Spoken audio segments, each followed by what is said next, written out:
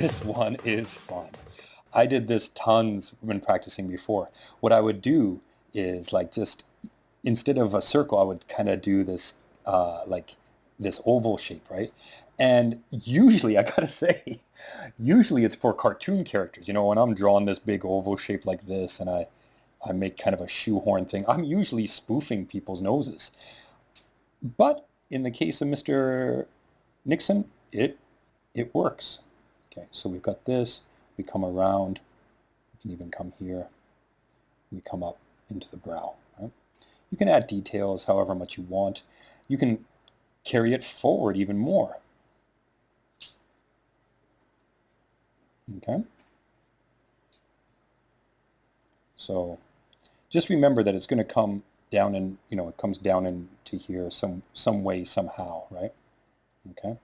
So you can, if I really want to play with this, I don't know. There we go. We're starting to get into the cartoony aspect, right? Okay. But we're still, so you can really play with these shapes. See how they'll get you. You can get quite angular, right? How would that look? Oh, let's do that. Let's see how this would look.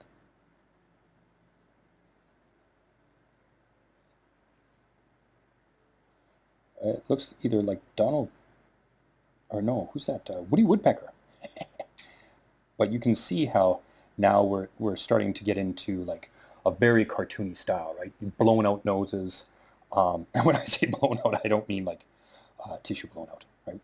But what I'm hoping you're doing is like you're really goofing around with this and seeing how far you can push it while still maintaining the form of the nose, right?